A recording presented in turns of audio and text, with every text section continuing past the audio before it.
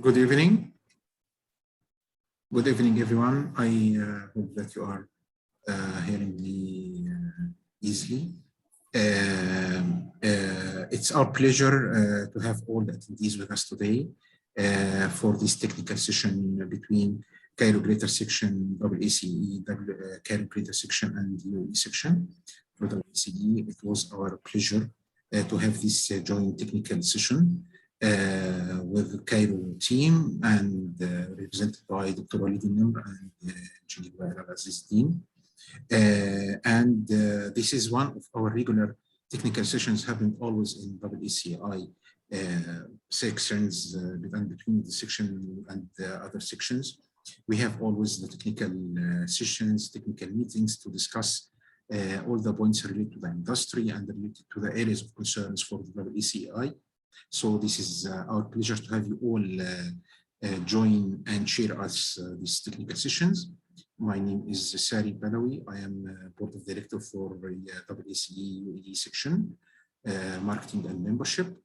And on the same way, I'm practicing the field of claims, arbitrations, and litigation cases in UAE and in Japan in the MENA region. These discussions will be handled by myself, Dr. Walid Nimr. Dr. Walid Nimr is one of the legend practitioners in this field. He is practicing this field for more than 25 years, and he is handling cases, claims, and contract administrations for one of the most reputed companies all over the world and in the Middle East.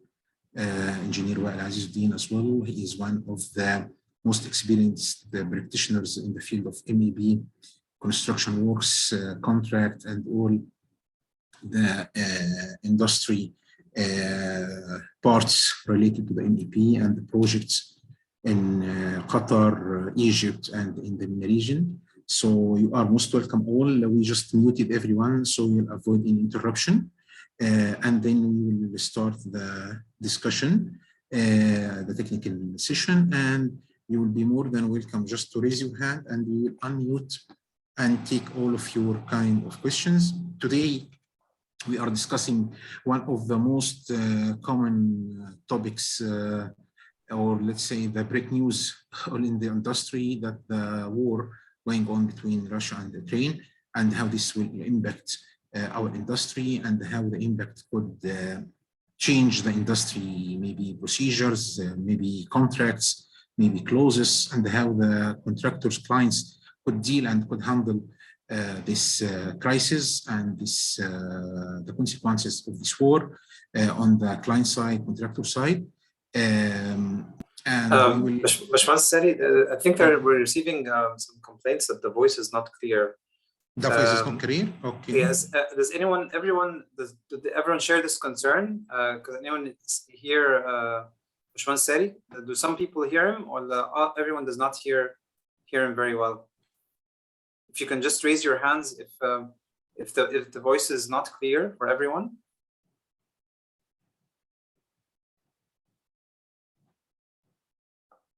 Okay, so we have some people say that it's clear and others say it's not. Sorry to interrupt you, Bashman Sari. Okay. Maybe technical difficulty for them that it is no problem. Yeah. It's okay. So today we are going to cover and handle these discussions from the contract point of views, different types of contracts, and from the Egyptian Civil Code and the UAE Civil Code, how they are dealing with this subject and how we could use the available clauses and laws to handle our issues with the clients and with other subcontractors dealing with this subject. So I'm leaving now the talking to Engineer Wael Aziz Din, and I will come to you later on for further discussions. So Engineer Wael, if you could start, please.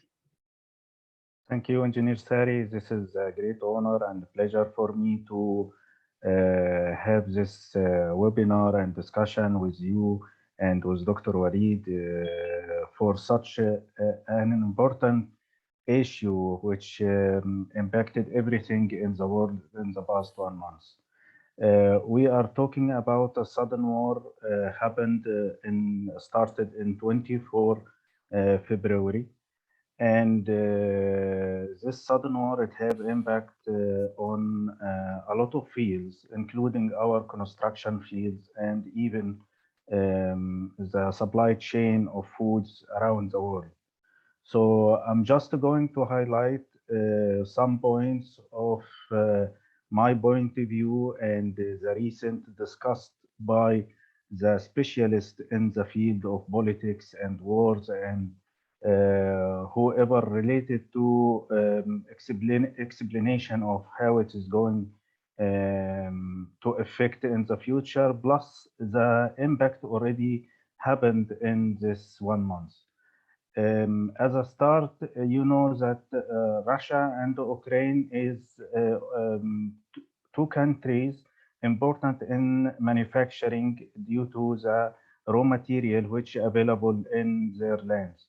So any impact of supplying this raw material to the factories, which either in Europe or in China or any other country which working in by manufacturing, which also as a direct source for construction field material, especially in Middle East and GCC, you will find that there is a great impact which delaying this material as a one impact.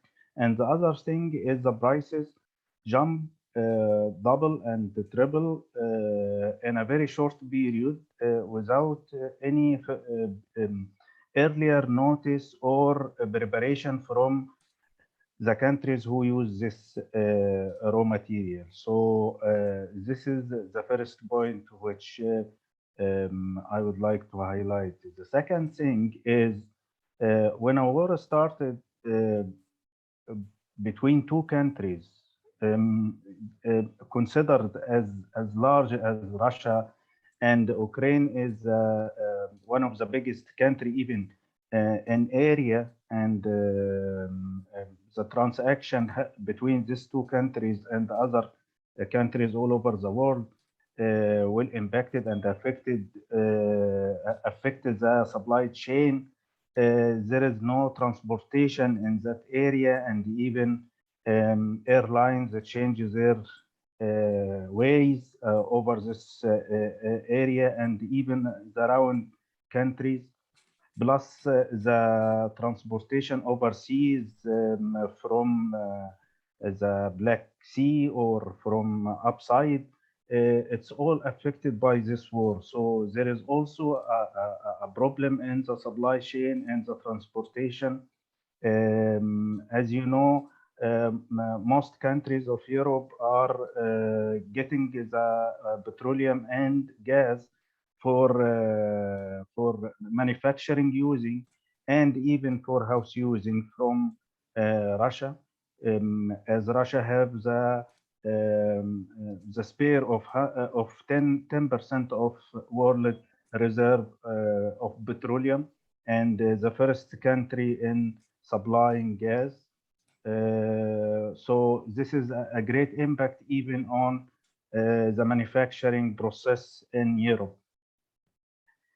If we talk about how much this affects the Middle East, surely delay of material or non-availability of material, or the available material which is prices become very high, or even the local material which is not in the same quality as specified, especially in GCC. This is will have a direct impact on the progress at the ongoing project. There is a lot of disputes starts to come over the region. A lot of claims, and everyone is starting to ask, what about this? What about this? What I supposed to do to such issue? How am I supposed to be prepared? This is should be considered as a force majeure. This is should be considered as the issues that impact the contract and the prices, which is doubled and tripled. What we supposed to do about it? There is no way we can continue our project this way. And at the same time, owners have their point of view, contractor have their own point of view. And I believe as soon as I finish, your opinion will highlight a lot of things for contractors and for whoever want to prepare a claim. In the governmental side, some countries, their government started taking some action. We are here in Egypt, so we will talk and give you some examples about Egypt. The central bank changed the interest just 3-4 days ago, and this also at the same time the price of Egyptian pound compared to the dollar reduced by 15%. So our local currency go down, and at the same time they are trying to take more precaution and more actions in the market to avoid the prices to go higher than any limit which customers can get. One important thing is related to the construction field. Steel bars prices before this war was around 16,000 pound, Egyptian pound, what I meant. Now it reached to 21, and in some far places it reached to 22. We are not talking about a small change in price. We are talking about huge number that no contractor will have the ability to proceed in construction projects with this new prices. That means a lot of disputes will come. It may reach to court, it may go for arbitration. The law, which will be highlighted by you gentlemen, how it protects the interest of each party related to the construction contract. This changes if we take Egypt as an example. In some other countries also there is a big issue. Some are the same, some are different. For example, Lebanon and Yemen will face a big issue regarding the wheat supply. So that means there is a big problem for the food related to the people. And it is also and some other countries have different situation. This war come after a very hard time over 2 years by every country trying to recover from the consequences of COVID-19 and the inflation which happened all over the world. So the situation of the market and the construction field itself and related contracts was in very bad situation already. This war come to add more impacts and affected a lot on the field. So not only the field will be affected, also the people related to the field, government, country, and maybe all over the world. There is a big issue. Some professional in the field of finance is highlighting that we are going to the worst. Some highlighting that the situation may be end by a few months. So in this non-clear information and something that contractors or even the other parties related to the contract can build a plan in the future, it is not available. So that means so many disputes and claims. Contractor would like to know how they to protect their business, and at the same time owners trying to avoid, and they were requested to have more protection by rejecting the coming claims. This is what I'm gonna give the stage to Dr. Walid to highlight for us what is the situation in Egypt and how we can take more detail or at least the highlights guidance for this issue. Dr. Walid, please.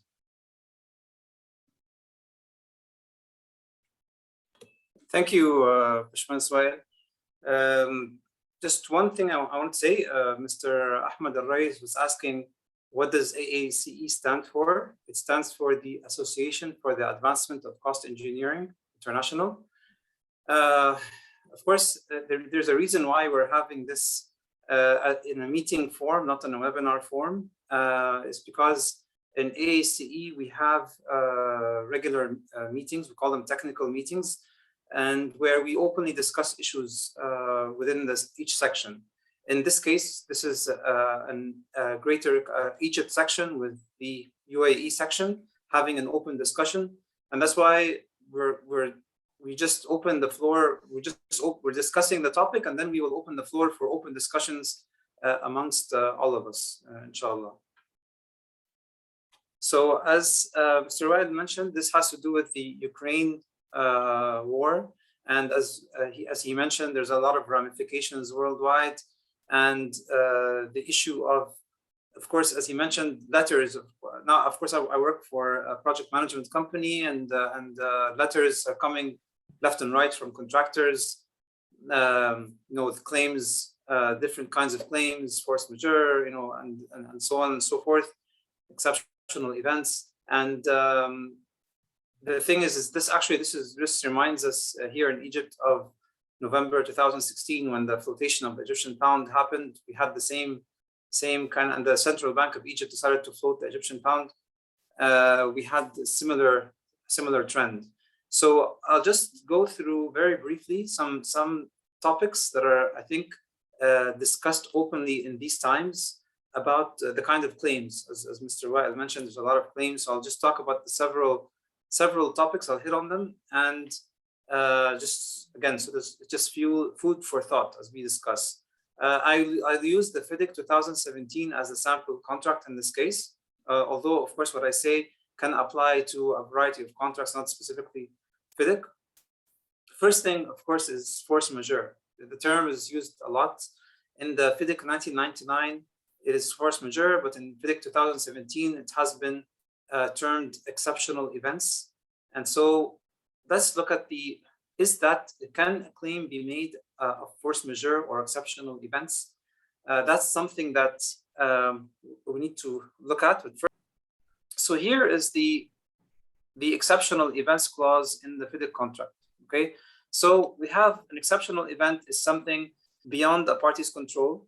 So this applies. The party could not reasonably have provided against before entering into the contract. That's another box that is ticked. It could not have reasonably been avoided or overcome. It is not substantially attributable to the other party. So actually, by definition, the currency problem with Egypt, the pound problem with Egypt, does fall under the definition of exceptional event or force majeure. Actually, also an exceptional event may comprise, but is not limited to. The first one is war. So we know that if this is a consequence of the war, I can tell you here in Egypt there are rumors that this is not really the war, it's something else. But let's say this is a direct result of the Ukraine war. Then in that case, until now, you can say, yes, it is force majeure or exceptional event. However, if you go, and this is very important, if you go to the coming clauses, I want you to notice a word that is always repeated. And actually you'll find this also in the force majeure clause in the FIDIC. Okay, so if a party is or will be prevented from performing any obligation under the contract, notice the word prevented. This is talking about a act of prevention, an impossibility of performance. So if the force majeure event or the exceptional event results in impossibility of performance or prevention of performance, this is where this clause kicks in.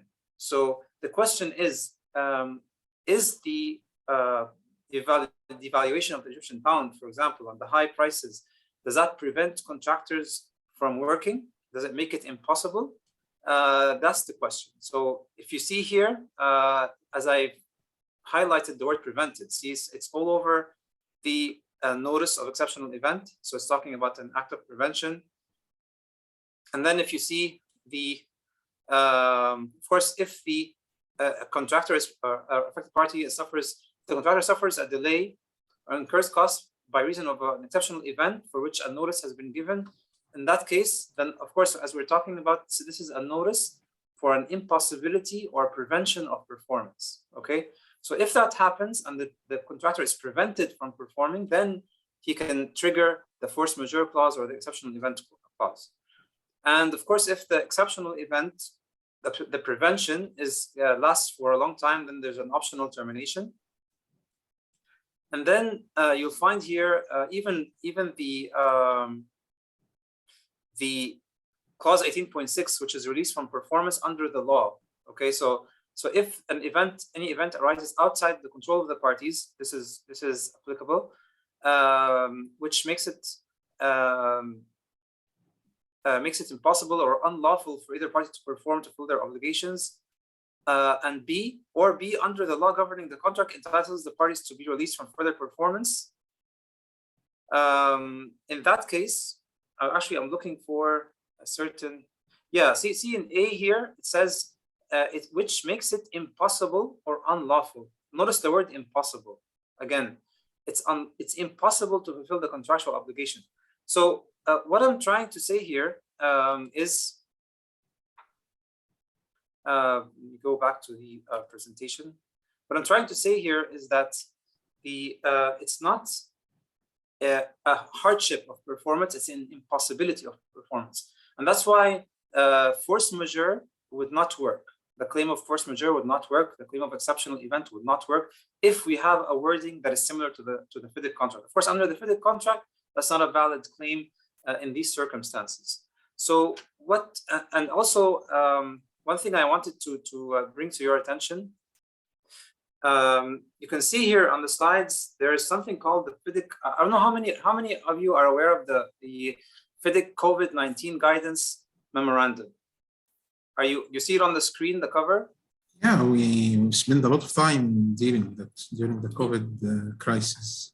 Yeah, so for those who don't know, this was released in 2020, and it's a FIDIC guide for COVID-related claims, and it talks about COVID. I know that, of course, this is not a COVID matter. However, the point of relevance here is when the COVID, a pandemic struck, there were a lot of claims also triggering force majeure, right? So what did FIDIC say about triggering force majeure in COVID? So you have here this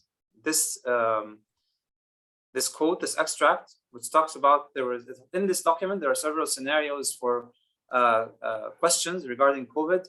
And it says here, can I, as an employer or as a contractor, resort to clause 19, the force majeure, 18 exceptional events, or 18, this is in the 2017. Can I, to address such scenarios about the COVID impact? And then the result here is that it's FIDIC saying the claim would fail. So if you use force majeure, it would fail under this circumstance. And it mentions performance of obligations is more difficult, okay, onerous or disrupted, but not prevented. So notice here the word prevented. So this makes a big difference. We're talking here about hardship of performance, not impossibility of performance. Because as you know now, with the hardships that Mr. Wael mentioned about the devaluation and all this stuff, that just makes it hard. It does not make it impossible. So therefore, force majeure would not work. Now, we come to the famous, and under the Egyptian law, and I'm sure this is also under the Emirati law, we have identical articles, what we call the exceptional events article, الحوادث الاستثنائية, in the Egyptian law is article 147. And if we let's take a look at this article, because a lot of contractors resort to this article. Okay, so this is an English translation. So it says, when, however, as a result of exceptional and unpredictable events of a general character, so now, is this an exceptional and unpredictable event? Yes, for sure. Of a general character? Yes, for sure. The performance of the contractual obligation without becoming impossible becomes excessively onerous. Is that fulfilled? Yes, it is fulfilled. Actually, this now ticks ticks the box regarding, because FIDIC, it was force majeure was impossibility. Now this is not saying it's not impossible. This is just hard, which is the case. But then it says here, threatens the debtor with exorbitant loss. The debtor here, since the contractor is performing the obligation, the contractor is the debtor. So is it threatening the contractor with exorbitant loss? And I'm here really talking to all the contractors out there. You see, this is one of the conditions. There must be a threat of exorbitant loss. And I stop here because when a contractor is making a claim and is resorting to the law, then you need to really prove that there's an exorbitant loss. It's not, exorbitant loss does not mean you're just breaking even, or a loss of 5%, or a loss of 10%. It could be much higher than that. So this is an important step of proving your claim. So that's what is exorbitant loss. What is the percentage? I don't know, but what the law says is exorbitant loss. So what happens when all these conditions are fulfilled? The ones on the top, the judge, of course, or arbitrator may, according to the circumstances, and after taking into consideration the interests of both parties, reduce to reasonable limits. So now, what is the judge going to do? Is the judge going to make the contractor whole? Is he going to make all the losses disappear?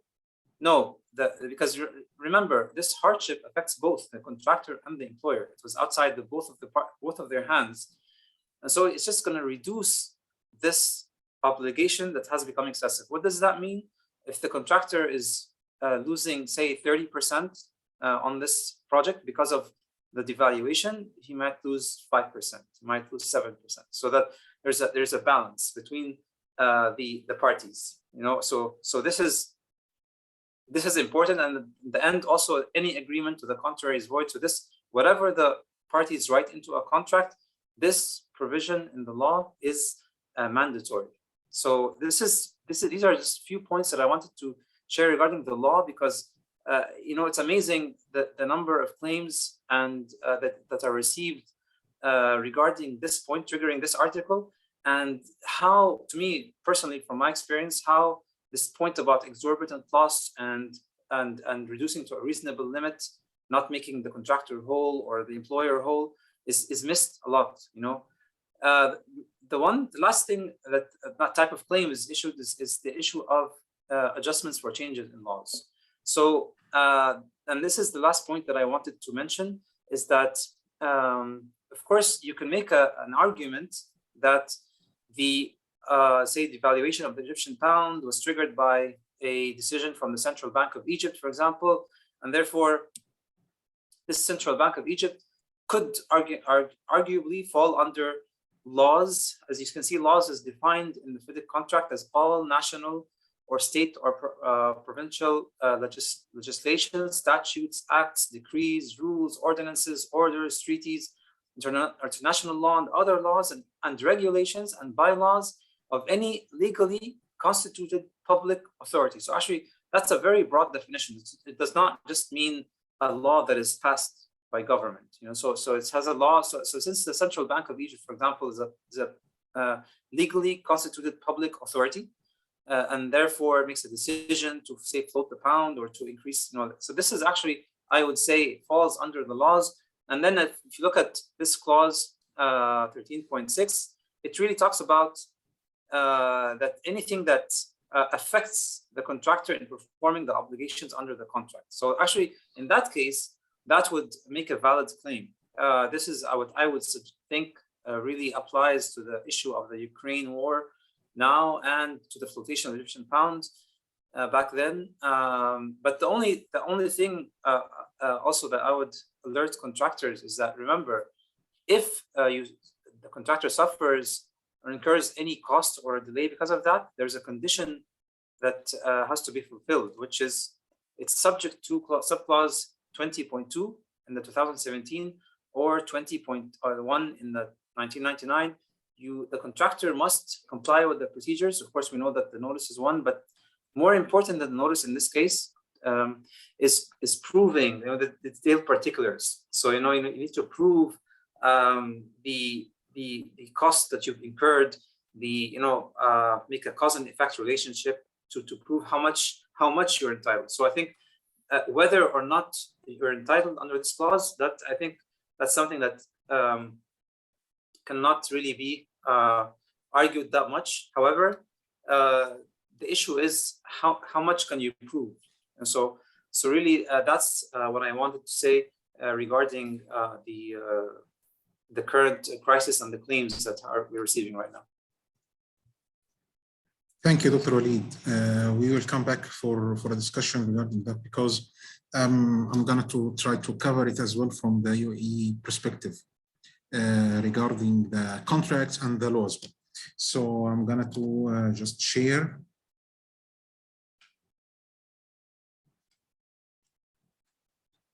Sounds nice for that.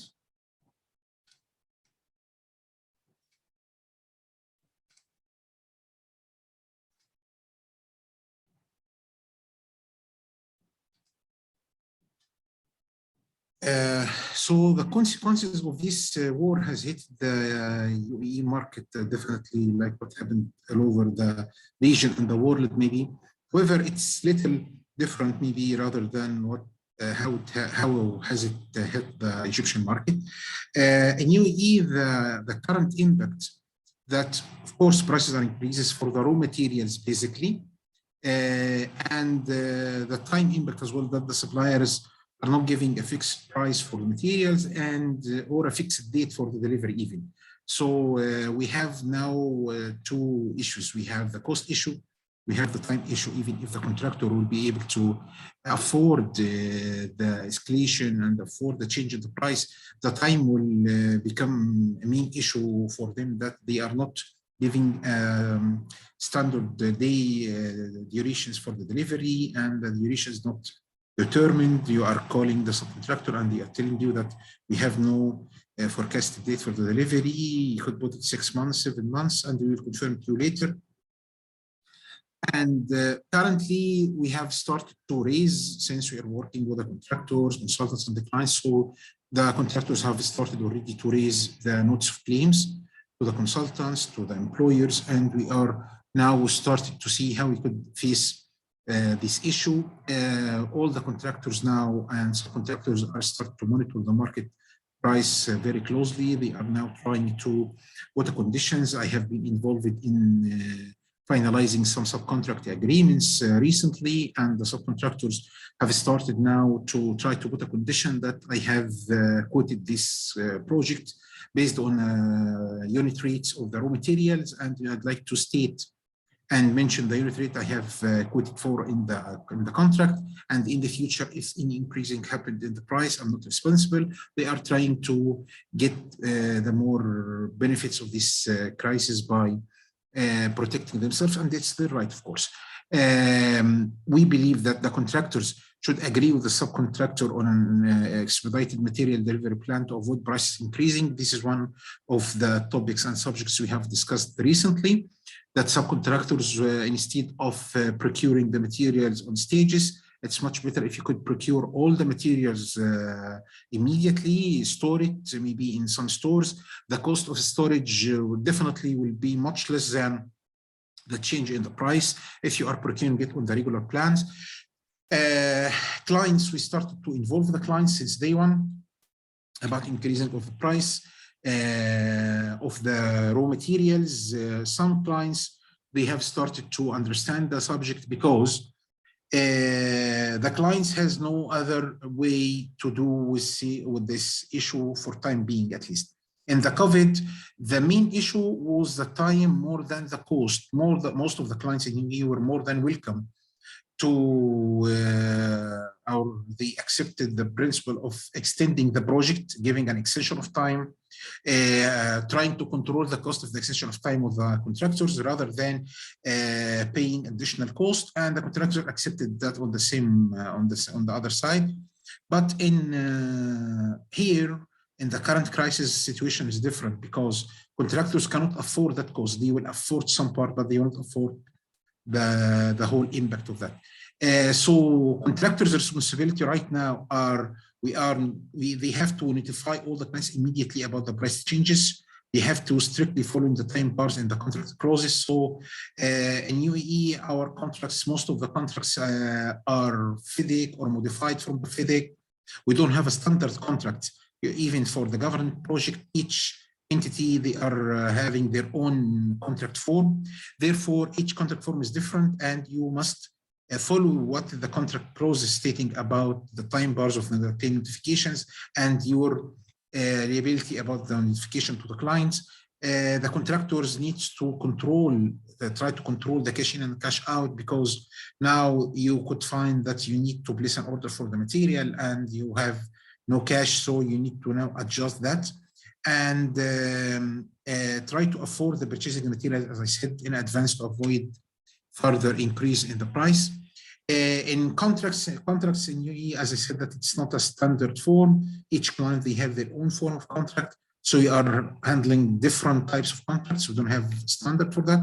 But most of them, as I said, based on the FIDIC or similar with the particular condition from the FIDIC. So, for example, this is the standards employer risk for one of our contracts. The employer risk under it is the war and hostilities, whether war are declared or not. And maybe this, Dr. Walid, is I would like to comment on it, that the war, either it's declared or not, is still considered a war. Yes, definitely, maybe where the territory of the war, or if the war is impacting your territory or not, this could be a point of discussion. However, as per some articles of the contract, that there is no standard definition of the war and how it will impacting you and your project. Of course, there is sub-clauses covering the special risks, and such as this one, safe to the extent that the contractor is entitled to payment under other provision of the contract, the employer shall repay to the contractor any costs of the execution of the works other than such as may be attributable to the cost of the reconstructing the work under the provision of the clause 38, 39. This is the same contract which I have referred to. And here the special risks is covered as well under what is the definition of the special risks under clause 20.4, which is covering the employer risk. So for this type or form of contract, that the contractor will have the room to claim for the cost subject to the substantiation, of course. This is a sample of another contract we are working with here in UAE. It's talking about the force majeure, and the force majeure, they are defining it. It's including but not limited to the war and other hostilities, the invasion, the act of foreign enemies, mobilization, and the requisition of or embargo. So embargo here could be as well partially cover this issue, because embargo, maybe it is not related to UAE itself, but it's related to Ukraine for the time being, that shipping from Ukraine is not possible for some cases and for some suppliers. Therefore, they could use such a clause if they have such clause. However, here the effect of force majeure, they are talking about, of course, the time, but they are not talking about reimburse the contractor for the related cost. So for such type of contract, that the contractor will not find the chance maybe to claim for the additional cost from the contract from the clients. In case that if the circumstances of the force majeure have occurred and shall continue for a period of 182 days, this for such contract, then notwithstanding the contract may be reason thereof have been granted an extension of time, and either party shall entitled to serve upon another 28 days not to terminate the contract. So this type of contract is talking about termination of the contract without putting any kind of obligations on each party, and the payments on the termination of this related to the force majeure will just be the amounts which the contractor afforded till the time of the termination. So in UAE, it will differ from one contract form to other contract form. The UAE civil code generally is covered the impact, of course, that in general, the contractor can claim financial damage and extension of time for completion as an exceptional event if the event results that the obligation becomes excessively onerous, as you have covered, and as is similar in the Egyptian law as well, where the contractor shall be entitled to the loss which exceeds the reasonable exhaustive loss. And this is now, I believe, the point which each party will look at it from a different perspective.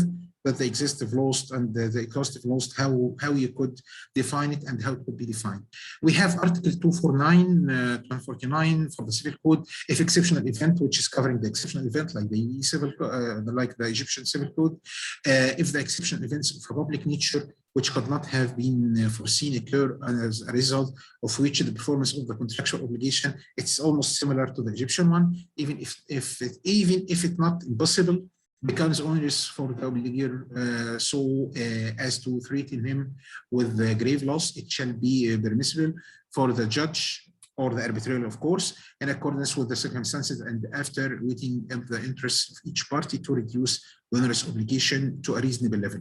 The point here, I believe, will be, again, defining the reasonable level. What will be the reasonable level? That the employer will see that the reasonable level is letting the contractor handling the cost, is sharing the increase of the price of the contractor, noting that most of our contracts we are handling in UAE are lump sum based on lump sum base, and the escalation is totally closed, and we don't have any local law governing this contract, special law governing these contracts, except the regular civil code. So we are not expecting UAE to, for the government to issue a kind of special law or a special decree trying to cover or to compensate the contractors. This is not common, and it's not happening, and even it did not happen before. We have another article, Article 273, for the law number 5, 1985, that in contracts binding on both parties, if force majeure supervenes which makes the performance of the contract impossible, the corresponding obligation shall cease and the contract shall be automatically cancelled.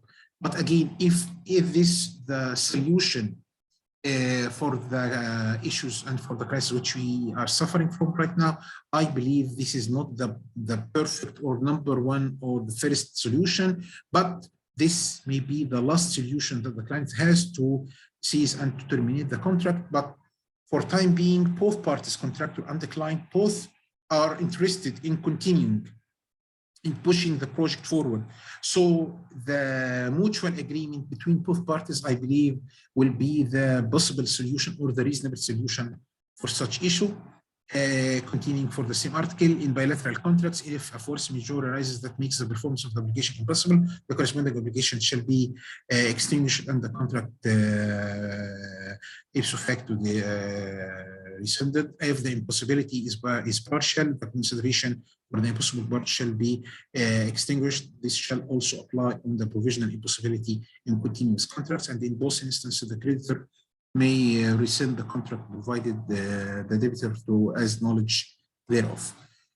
Another clause, we have it covering this point, the Article 386, if it's impossible for an obligor to give the specific performance of an obligation, he shall be ordered to pay compensation for non-performance of his obligations, and unless it's proved that the impossibility of performance arose out of an external cause, which is our case here, and in which the obligor played no part, the same shall apply in the event that the obligor defaults in the performance of his obligations. We have Article 472, the right shall expire if the obligor proves that the performance of it has become impossible for him for an extraneous cause in which he played no part. And here, to reach for the impossibility, I believe this is not the point for time being, because still we don't know exactly how long this war will continue and how this war could affect after 2 months, 3 months, 4 months. So the impossibility is not achieved. The impossibility is not a point of discussion for time being, or at the time being. Maybe in the future we will reach to it or not, we don't know. Hopefully we will not reach to that stage, that the impossibility of doing the work. Contractors, what the contractors should do, and how we are advising all our contractors now to do, particularly for these points, that they need to have always continuous records for prices fluctuation. They need to check and get the backup of the cost analysis for the BOQ items done during the tender, collecting all quotation and prices you received during the tender stage, and check our alternative source. I believe this is one of the magic solutions that the clients could handle it with the contractors, that instead of going for the expensive materials or the original materials, why you are not trying to change, to look for an alternative solutions, sources of material, getting it from another sources which will keep or will maintain the price within the reasonable change.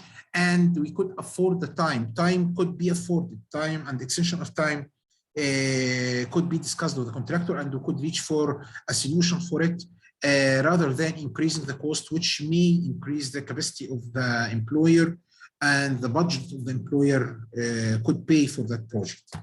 The employer's responsibility, we are advising all the employers right now to closely monitoring the market price, helping the contractors in overcoming price increase by accepting alternative solution. They must accept alternative solution to minimize or to control the impact. Reasonable compensate the contractors instead of saying it's a lump sum. I'm talking about the UAE contracts, it's lump sum and there is no escalation and fluctuation in the prices. And as a last option, as we have said, that maybe the terminating of the contract will be the last option and solution. However, it is not recommended because retender right now will not be easy for any employer, and any new contractor now will come to continue or to do the work. Definitely he will claim for an exaggerated prices as well, trying to protect their interest. So just a few points, and we believe now we shall open the doors for the question and answers from the attendees.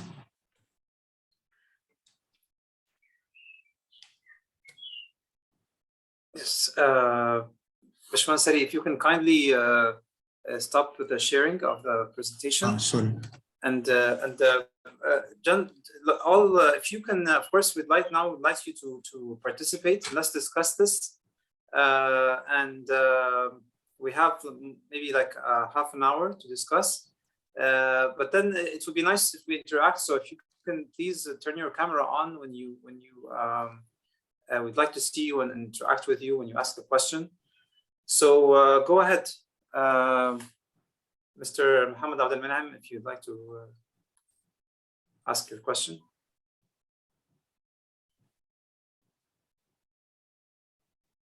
Or whoever wants to ask.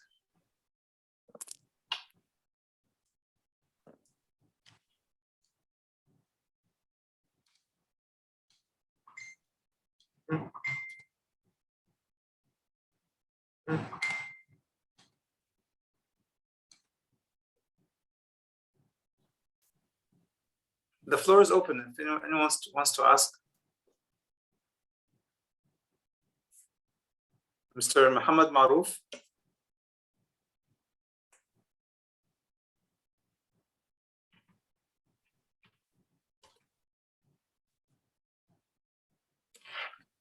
Okay, I think everyone is shy to ask, maybe, but maybe I believe they are asking for unmute, Dr. Walid. Oh, okay, wait one second. Yeah, they are asking for unmute. طيب أنا مش عارف how to. Who is raising his hand? You could unmute him. Yeah, okay. طيب, Mr. Mohammed Abdel Menam, can you speak now? وعليكم السلام ورحمة الله وبركاته. Thank you all for this valuable webinar and data. My questions is, I have a contract with some Saudi government entity, and based on the recent situation, we asked for to claim for the price and the time and cost impact due to this Ukrainian war. Our employer say, okay, you have the right based on the government law to claim, but because you are delaying from the schedule and there is a slipping from almost 3 months, then you cannot claim for this amount.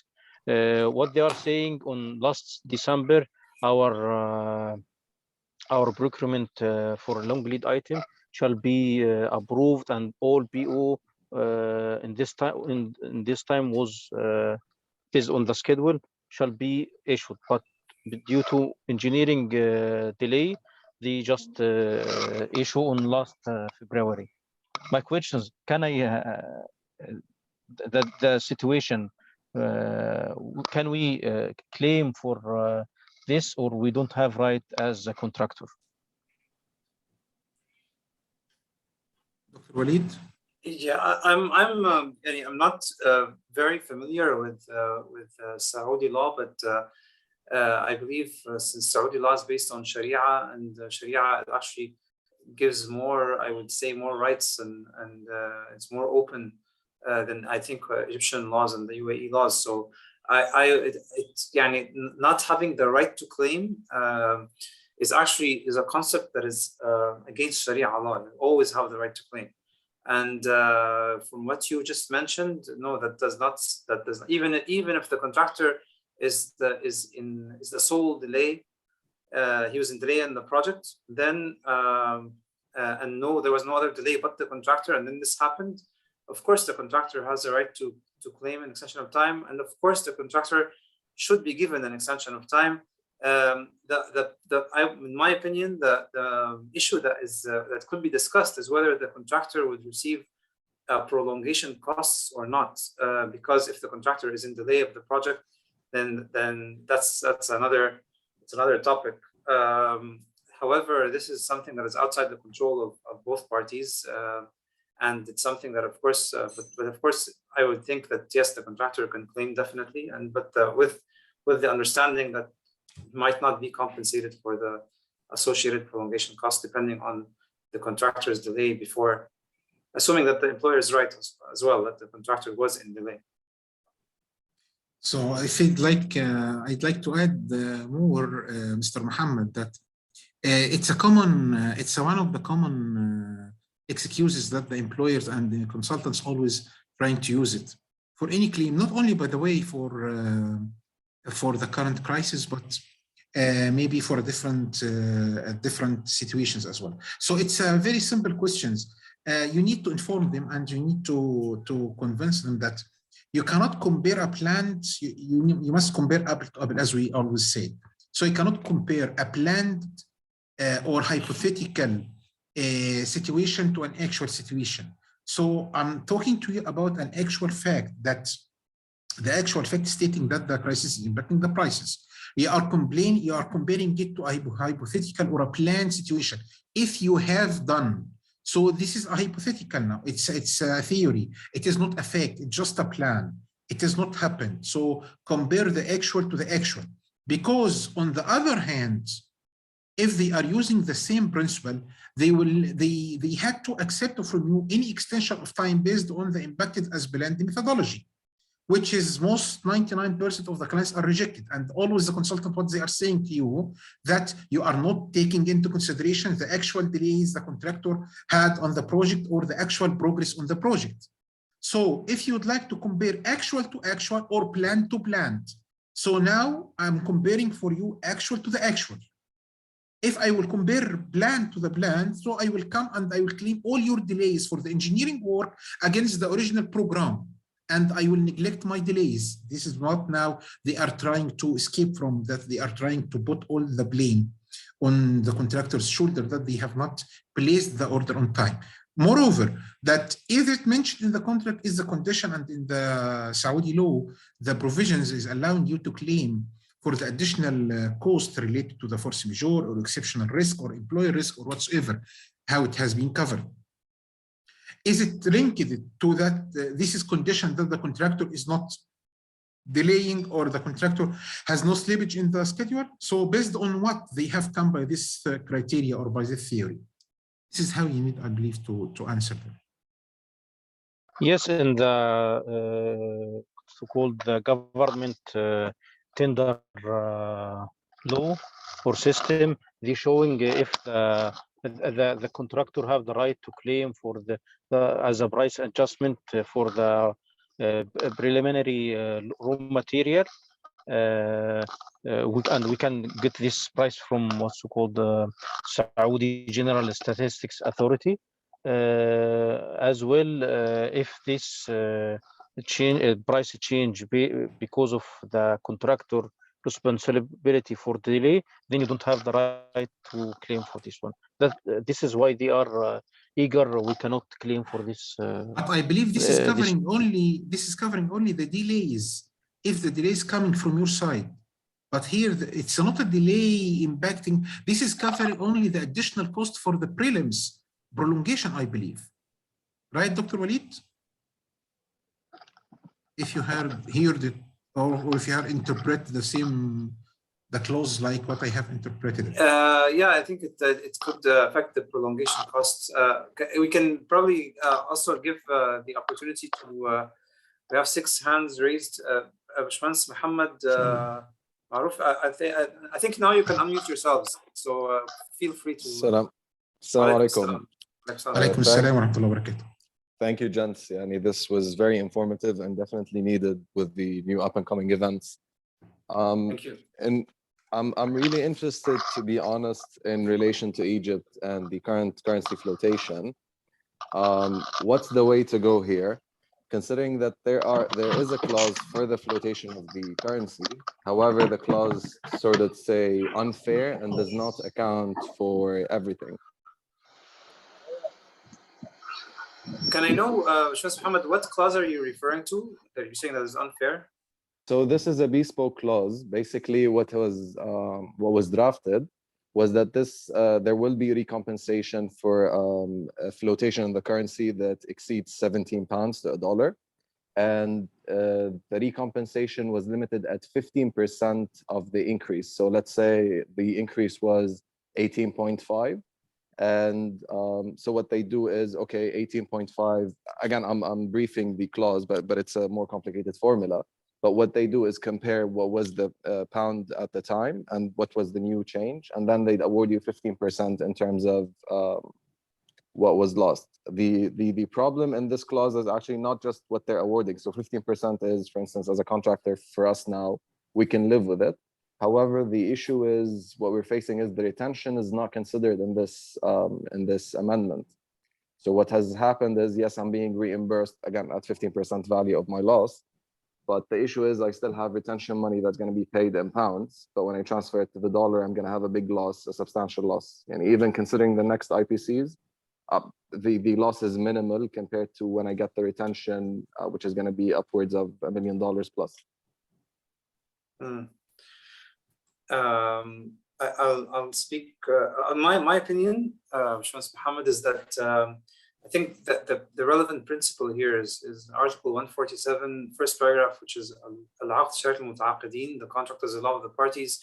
And if there was an agreement on this provision, which is a very specific provision that actually it can be argued that the parties have taken into account the issue of fluctuation into account. So actually, like you said, even if it's an unfair clause, but it's mutually agreed upon, and it's directly relevant to the situation now. As for the retention, I think as a contractor, you can try to introduce this as a separate claim. However, I would also argue that maybe it still falls under that clause as well. So I think it's a tricky situation because that clause that you mentioned is actually very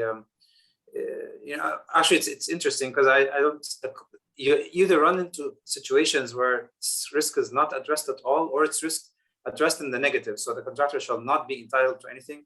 In your case, it's like sort of there's a balance there. It is addressed somehow. Exactly, doctor. Sorry to cut you off. Exactly, doctor. This is the case. It's very bespoke and it's very unorthodox. And the thing is, the outcome was basically when we're discussing with the company people, it's basically the way to go is, yes, claim for the 15% allowance they allowed for, and then the retention would be claimed under a different claim. But again, it's based on the Egyptian civil code. Is it gonna give an allowance, or is it gonna? It probably does, because again, under Sharia law. I would not think it would. You know why? Because if you look at the Article 147 that I put on the screen, it says that the judge or the arbitrator would reduce the obligation to a reasonable level, right?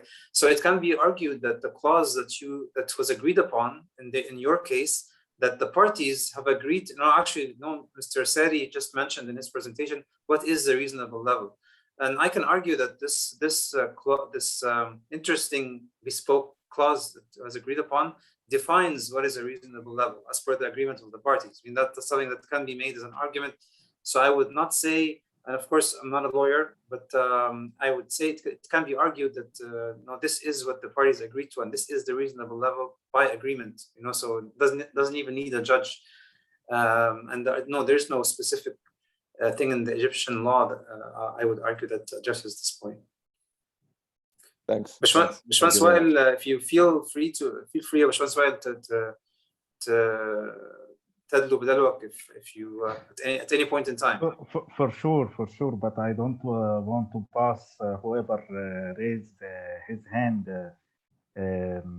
Maybe one of them may will ask the same question of mine, but I will stay up to 3 or 4 questions later. تمام. طيب باشمهندس عمر. Good afternoon, everyone, or good evening. First of all, thank you for this very informative session. I just have a couple of questions. The first one concerning the Ukrainian-Russian war. I do agree with yourself, Dr. Walid, that the event does not qualify to be a force majeure under the FIDIC form of contract for the projects ongoing in Egypt. However, I have a single point concerning this issue, which is, as you know, in the majority of the construction projects in Egypt, the pipes are specified, especially the pipes and the firefighting pipes are specified usually to be Ukrainian or Russian origin. Therefore, a contractor may argue that it's impossible to fulfill this obligation. Therefore, the third point of the force majeure clause may apply, as he is prevented from fulfilling this obligation. This is the first question, and I would like to hear your opinion. However, I will ask my second question before we go to get your answer in full. The second one, in relevance to the raise of the exchange rate of the US dollar, as far as I know, there isn't any decree issued recently from the Central Bank of Egypt concerning the fluctuation. Therefore,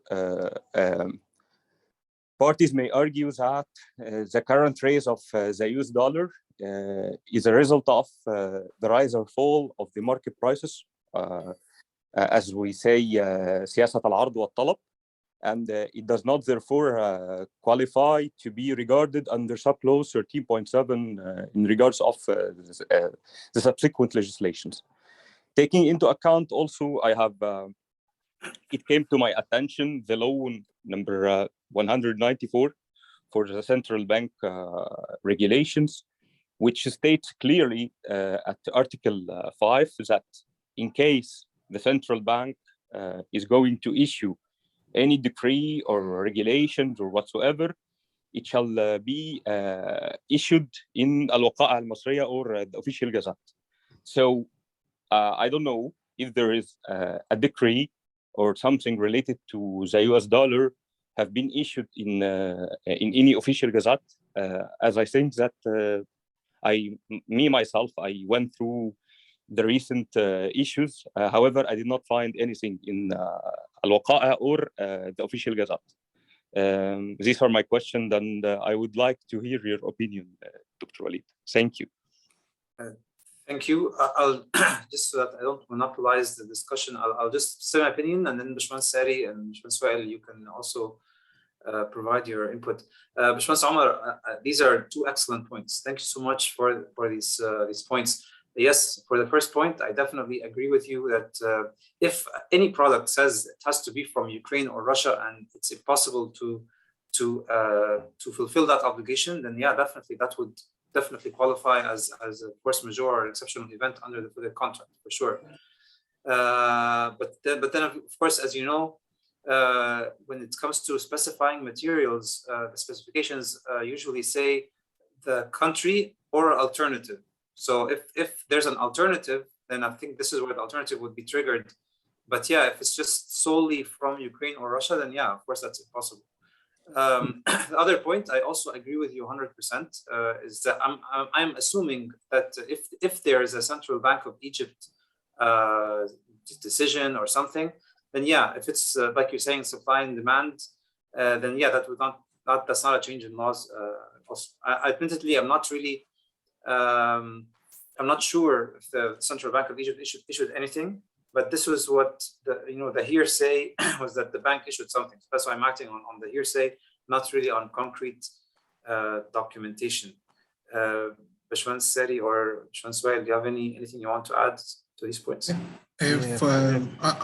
For me, I guess I believe that the change of the source will be one of the best solutions that we all have to follow. So alternative, propose an alternative, check, and the clients must cooperate in that, or must accept that the alternative solutions to minimize the impact. For me, I will add from the MEB point of view, if there is a sole manufacturer or the specification highlighted a specific country, you still have the right in this case for Russia and Ukraine to change the material from another source, but with the same specification. Your quality team have to make a comparison between the specification and the alternative, and showing that it's providing the same requirement for fit for purpose and the same specification which provided from Ukraine. The most critical in such issue is the owner may come to cost saving. You have to prove that it is the same price as a contractor, or this may transfer to a dispute or to a claim.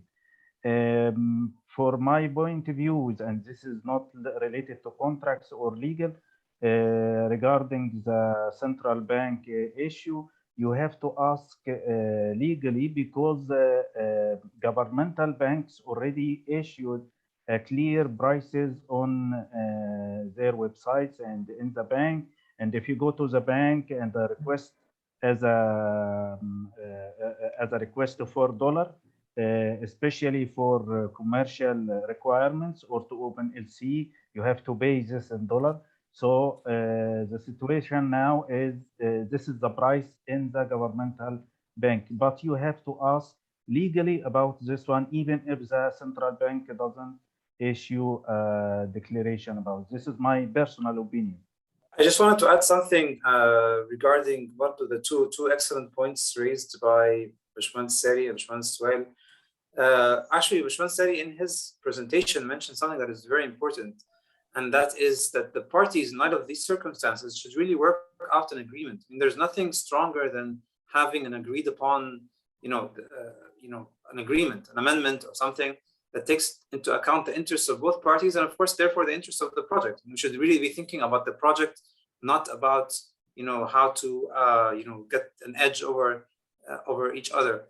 So having an amendment at this stage, where say for example, in the situation that Muhammad Maruf mentioned, for example, you can have a situation where the retention can be in the equation, or so you have something to discuss.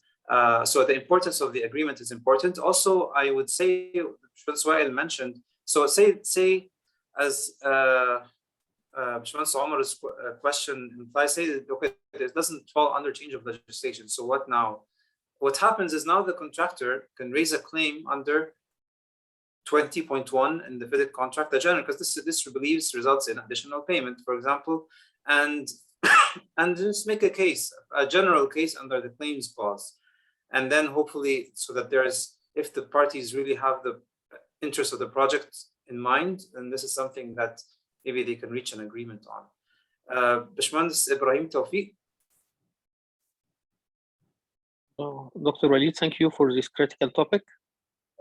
Thank you. What I would like to express that no contractor under the current legal framework will get fair and reasonable commercial compensation, which again will left the contractors with no room unless there is some sort of amicable settlement with the employer. So I think there is no way other than enactment of a new law of compensation similar to the one in 2017, even that has to be applied even on the private sector. No one could withstand an exorbitant loss on all his running project all of a sudden, and he's supposed to continue diligently with all the works as planned. I think even it could be some way of an interim measure that to suspend certain supplies till and watch and see to see if the pricing will return back to its norm again after the war, hopefully. And what about under the public procurement law, if you'd like to shed some light for contracts running under law 182? Yeah, I was just going to say that, okay, so you raised 3 points, but the first point regarding the exorbitant loss by the contractor, which remember, as I mentioned in the presentation, must be proven. It's not easy to prove. I have not seen a single, to be honest, I have not seen a single claim by a contractor that proves that there was exorbitant loss. But maybe it's difficult to prove. How do you prove that? But it's something that has to be proven. However, let me also bear in mind that also the employers are suffering exorbitant loss as well. It's really I think that side is also forgotten a lot of times, because the employer, to start a project, has to get board approval, and if this board is outside the country, say we're in Egypt, and then this employers as the developer from Saudi Arabia or from the Emirates, there's a board, and of course there's going to be a loss to the employer as well, and that hence is this economic balance in the UAE and Egyptian laws for reducing the obligation, not making a party whole. So this is one thing. And actually, when you mentioned the compensation law, the first thing in my mind was I was going to say, but that's only to the public sector. But then you made that point. You said that you think that there should be a law for the private as well. I don't know how whether the government can force the private sector into that. But just one thing to remember is that the compensation law applies only to the public sector. The law 182 has a provision for escalation of prices in the first place. So I think that it has an escalation formula, and therefore I think that that point would be covered, I believe. Thank you, Dr. Walid. But the problem we are facing is two issues. First, the public procurement law covered only certain materials, certain component of the cost, will not cover everything. So we are left with contractor typically will be left with certain type of material uncompensated for. Second issue, I am afraid that this will affect the macro level, that will end up all Egyptian contractors incurring exorbitant loss, all of them at the sudden, and it will be a disaster for all the country. I'm not speaking about only employers incurring the cost or sharing the cost and returning contractor as a whole, but what if all contractors operating in Egypt all of a sudden found themselves incurring exorbitant loss and being partially compensated? How come economically that they could withstand such loss? If you let me highlight, this is the main reason of this webinar and this discussion, that we are all sharing our point of view and our experiences. All of us know that this war comes so sudden, and we are talking about 1 month, 2 days now since the war started. And every country, including Egypt, is taking either steps to reduce the impact coming from this war, or by issuing a new adjustment on the law. Most military people are highlighting that this war will not take more than another 2 months, but some other people is highlighting it is going for more than that. So my own believing that Egypt government will take another steps forward avoiding this, because also government have a big projects ongoing, and this will affect the project related to the government, and it will affect the plan which already prepared for 2030 for Egypt. Thank you, Bashwans, and thank you, Bashwans Ibrahim. Bashwandis Karim Badawi, and then Bashwans Mina. Good afternoon, Dr. Walid, Dr. Wael, and Dr. Sari. Thank you so much for this effective session. I'm working as a contractor in an administrative project in the private sector. I just have one question.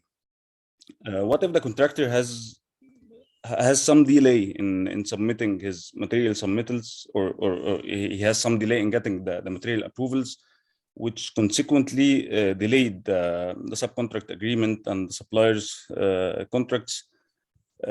So as a result, in the last like 3-4 days, all the subcontractors and the suppliers, they sent their notices saying that we need to make some price adjustments to the contract. So how can the contractor fight with the employer to get this price adjustment for these materials, especially that the contract does not include any escalation formula?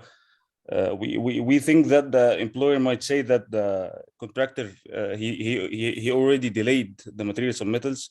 He will claim that if the contractor submitted his materials 2-3 months ago and finalized his subcontracts with the subcontractors and suppliers, he will not suffer from this price adjustments. What is your opinion, Dr. Walid and Dr. Sari and Dr. Wael? Thank you. Thank you, Bashwans Karim. If I understand you correctly, you're saying the contractor delayed the submittal, صح? Wala the approval by the engineer was delayed? No, let's say that the submittals itself were was made late. Yeah. Submittal was being delayed because of the submission, comments, resubmission at the end. You found that you are ending up with the submissions after 2-3 months to get approval. Am I correct? Let's say that, for example, that the contractor should have submitted his a certain material in Jan. He delayed the submission like for 2 months. So as a result, after getting his approval, he's now asking for a price adjustment. However, if this certain material was approved in Jan, he would have finalized his contract with the supplier in Jan, even 1 month before this war. Sorry, there is three issues here. One thing, if it is contractor delay in the submission at the first submission, and the second is if the contractor submit several submission and he didn't get approval in the proper time, and the third is there is a major delay from the engineer to approve the material for the contractor, right? This is yes. the 3 conditions which we have in material submittals. Yeah, I'm speaking about the first condition. The first condition, according to my knowledge, even as a contractor, this is a contractor delay. You may, Dr. Walid and Mr. Sarid, also comment on this. Yeah, I agree. I agree that this is clearly a contractor delay, and the contractor should not really be asking for. Of course, no, I can't say the contractor should not be asking for it. The contractor can ask for anything, but that's I think a very weak position.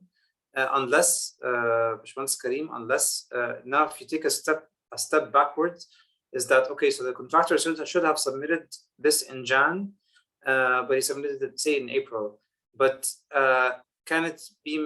Was there any other delays from the employer before that, or the engineer before that? That had they not happened, the contractor could have submitted earlier. So you know what I mean. So there was a delay. Yeah.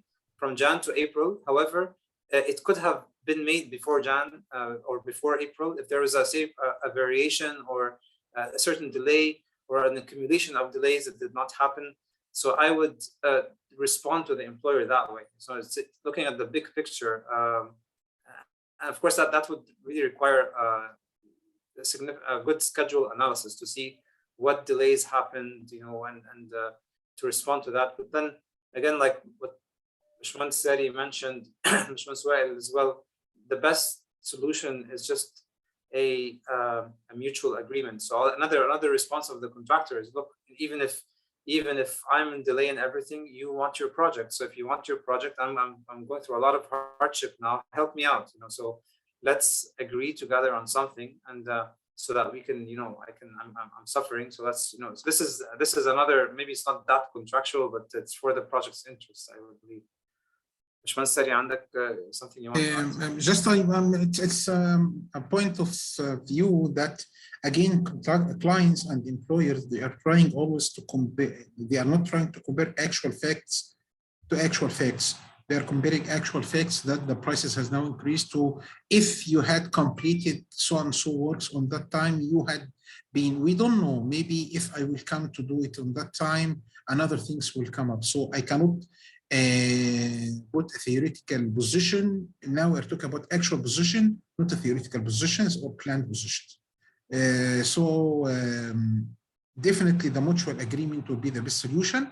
And Mr. Karim, you could try to convince them that if you are comparing for me all the planned cases only, that means you are allowing me to submit all kinds of extension of times based on the planned cases only, which you will never accept. So to be logic, let's compare actual to actual. This is my recommendation for such case. Actually, yeah, go, actually, the case, it's not one item. We are having like 10, 15 packages. But some of them, it's a delay. They are delayed because of the employer. But I'm speaking about the worst cases. Like we have like two, 3 packages at least. They are delayed by our side. That's why. So the same would be applied for all cases. That don't compare a planned theoretical status to the actual status. Actual status, there is a delay. Now you are doubling the punishment for the contractor. You are punishing him for the delay, and you are punishing him for the increasing on the prices or due to the Ukrainian Russian war.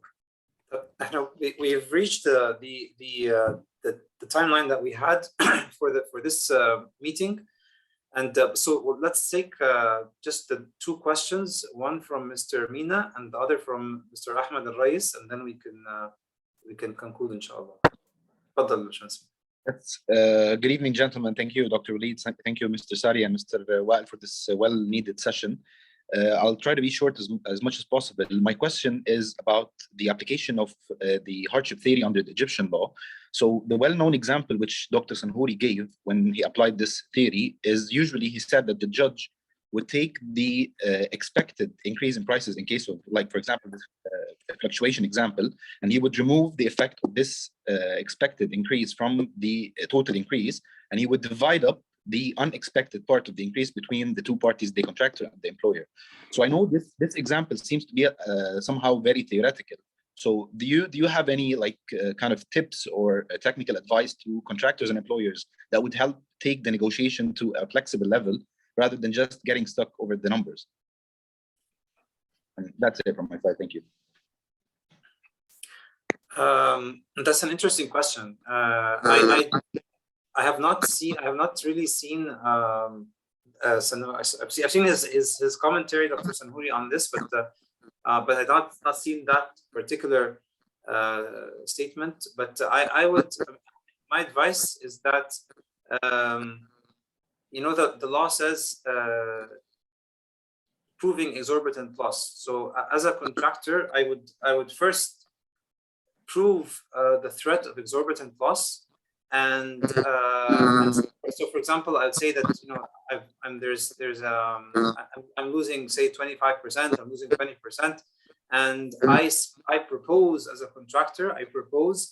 Forget about the formula that Dr. Sanhouri mentioned, but just propose something that is balanced. So a lot of times, what happens is that the contractors want to have the full. So they want to become whole. So give me, I'm losing, say 20%, give me the full 20%. But of course, I'm saying this from the employers, I'm working for a project management company. So if a contractor just demonstrates that he's trying to make a balance, so he will just bear some of the losses but not most of them, then I think that in itself is a good step forward. So there's proving the exorbitant loss. This is number one, and then proposing something that has a share of losses, say, and then going forward with an amendment. So these are the three steps I think that I would think would work. Because of course, and also don't forget, when you prove the exorbitant loss, if you can also have a delay analysis that demonstrates that, say, for example, with this restricted cash flow, how this is going to affect the project. So the owner wants the project. So if you demonstrate that the project is going to be delayed for, say, 7 months because I can't, I have this problem and this problem, and to be reasonable, I'm proposing this loss sharing scheme, and here's the key points for an amendment. I think that would be a very reasonable approach that I would say, I don't say it will work, but could have better chances of working. Yes. Thank you very much, Dr. Walid. Thank you, Bashwan Suhail. Bashwan Sari, you have any suggestions for this challenging question? Well, from a contractor side, over 25 years, my recommendation: ask gently and play win-to-win. Win-win, it will give both parties a chance to understand and observe the losses. Ask gently, don't try to be smart over your employer or try to get everything for yourself and he will lose from the other side and vice versa. This is my advice. Thank you. Absolutely true. Thank you. Bashwan Ahmed, Rais. Assalamu alaikum. Walaikum assalam. Actually, thank you for this valuable open session. I do appreciate all the participants' smart questions. I have some concern in regard when the contractor submit a claim in regard with his affected point from that war. Shall he submit solid evidence that this war has a direct effect on his cost or whatever affected by this war? I mean, in Russia, for example, the production capacity, there is no effect on the production capacity in Russia. It could be in Ukraine, but in Russia, I don't think. But the prices, some from the raw material have some fluctuation, of course. But also, what about the publishment from the authorities in Russia for some raw materials for certain countries that it will be converted from the currency from dollar to ruble?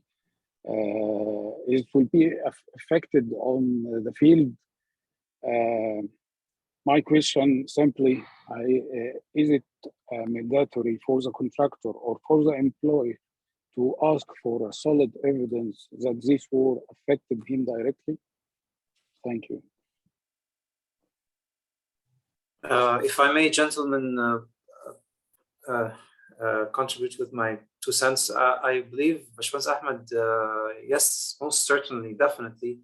That's a first step, because I don't even think it's it's the first step to prove any kind of compensation or damage. By law, there has to be a cause and effect relationship. So there should be if you're of course making the claim, as we've mentioned in this presentation, we made the big assumption, for example, that in Egypt, the Ukraine war has a relationship with the devaluation of the pound again. Like I said in my presentation, there are some of those, say, when I talk to at work, they don't believe that there is a link. But if that's the link, then yeah, of course, for sure, a contractor must provide that, because this is essential for which clause under the contract you would be making the claim. So you need to know what is the cause for this increased, price, and then make the claim accordingly. And what we try to tackle in this presentation is, if it's the Ukraine war, then you may have several options. You have the force majeure, which we argued is linked to impossibility of performance. Actually, if you notice in Bashwandas Sari's presentation for the United Arab Emirates, the majority of his slides actually, when you read the text, addressed also impossibility of performance. So actually, it would, if the contractor can perform, then all these would not really apply. But don't forget that there is, if you're talking about the contractor side, don't forget that there's the general claims clause, the 20.1 clause, if it's the FIDIC, and therefore this is something that's still open for any claim. But of course, and from the employer side, if the contractor does not have a certain cause or clear link as to the entitlement. So for example, if it's the Ukraine war, then you cannot tie it to the Ukraine, you cannot tie it to something specific, then in that case, the claim would fail. There's no really merit for the claim. I think I went in circles, but I hope I answered your question. Bashman Suhail, Bashman Sari, do you have any other input that you wanted to? No, this is the exact fact that they need to follow. Any contractor must keep records and must substantiate his case very well. No employer, no clients will accept just to pay for you any consequences or any compensation to the contractor without a very solid reason, without a strong merit, without an accurate merit, and without particulars and calculations which is prove the value of the change. For example, I was involved for one of these cases recently, and the estimate team, they were trying to depend on the prices of the steel before the war, not at the tender time, and we have rejected, and the client as well followed our recommendation that they must follow the cost or the variance compared to the tender time, not before the war time, to just compensate the contractor on what they are entitled for, what they have planned for in the tender, what they quoted for, and what they are actually now paying or suffering. And definitely the compensation is for the material only. There is no compensation for workmanship or any other costs. The compensation is for the variances in material only. Okay, thank you everyone. For me, I just want to conclude by saying that I want to thank Bashman Sari, I want to thank Bashman Suhail. This is, as I've mentioned in the beginning, you just witnessed whether you are an AACE member or not. This is really how we conduct our meetings, our technical meetings periodically. Just discuss issues like these, and as you can see, it's an intellectual process. So thank you for participating, and thank you for your engagement. Bashwandis Sari, Bashwandis Suhail, if you have any concluding statements. Thank you, Dr. Walid, so much for this interesting technical session, and we'd like to have more sessions in the future, and hopefully all the best for you in the election of the AACE Region 7 president position or head position. And once you'll be there, please put for us a schedule for this technical session between all the sections in the region. So best of luck for that. Thank you very much. Thank you, we are hoping all the best for Dr. Walid, and you deserve really such a situation for RD7. Wishing you all the best of luck, and thank you for this chance that we pick up a very interesting topic that a lot of people can get recommendation and advices, and even by brainstorming some ideas come up. And for sure we are going to make several sessions in the future, inshallah, with the UAE section and the other section together or jointly for such issues coming over this year, and it will be benefit for everyone working in construction field. appreciate your time. Thank you so much. And Thank you if very you'd like just to add, Dr. Walid, just our LinkedIn are there and our emails are there. If anyone of the attendees would like to raise any further queries or getting our opinion for any points, they are all most welcome to contact us on the LinkedIn or by the email. Sure. Thank you all. Have a great evening. Sorry, Take care. gentlemen. Thank you so much. If you